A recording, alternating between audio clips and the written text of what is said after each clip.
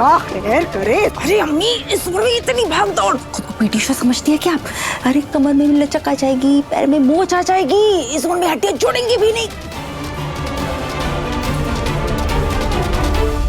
छोड़ो मुझे, अब समझ में आया मुझे तुम्हारा पूरा खेल। कायनात के आगे तुम शहद क्यों टपका रही थी?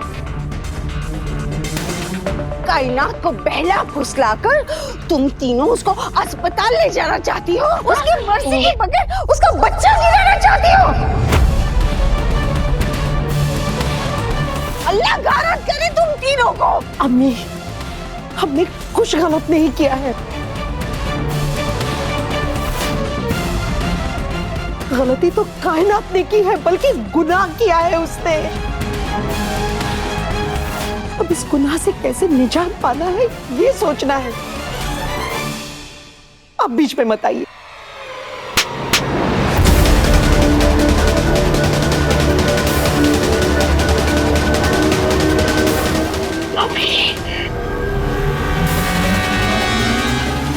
तुम इंसान हो या शैतान? तुम्हें होश भी है? तुम क्या करने जा रही हो? जिसका बच्चा है उसे पूछा तक नहीं और खुद ही फैसला कर लिया।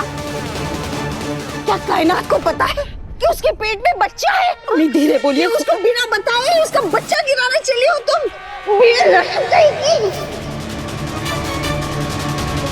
हमारे मजहब में ये हराम है, समझती हो तुम?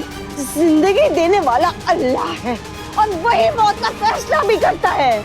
तुम कौन होती हो किसी मासूम बच्चे की जान लेने वाली? अम्मी हूं मैं उसकी। हराम के बच्चे को पैदा करने नहीं दूंगी मैं अपनी बेटी को। मैं इस वक्त नहीं जानती कि क्या सवाब है, क्या गुनाह है। मैं जानना भी नहीं चाहती। मैं बस इतना जानती हूँ कि मैं उस कमजोर हफीज को मेरी बेटी की जिंदगी बर्बाद करने नहीं दूंगी। उस हराम के बच्चे को तो गिरना ही होगा। इसके लिए मुझे आपके खिलाफ भी खड़ा होना पड़े ना, तो मैं खड़ी रहूंगी। अपने जोर जबरदस्ती करनी पड़ी तो वो भी करूंगी। तुम मुझ पे जोर आजमाओगे? कोई तुम्हारी सारी हेकड़ी उतारती हूँ, सबको बता देती हूँ घर में। हैदर!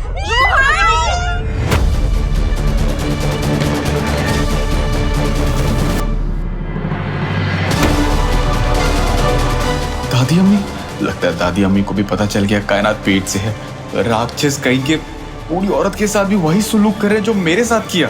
बेचारी कायनात, भगवान कायनात की रक्षा करना।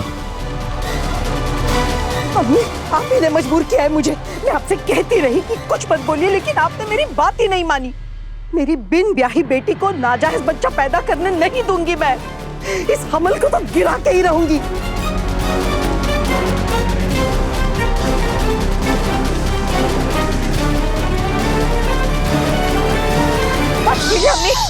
अम्मी, चुप रहो। चलो चलो चलो, रुको। क्या हुआ? ये दादी अम्मी दिखती बुजुर्ग है, लेकिन इनका दिमाग ना 5वीं पास से भी ज्यादा तेज चलता है।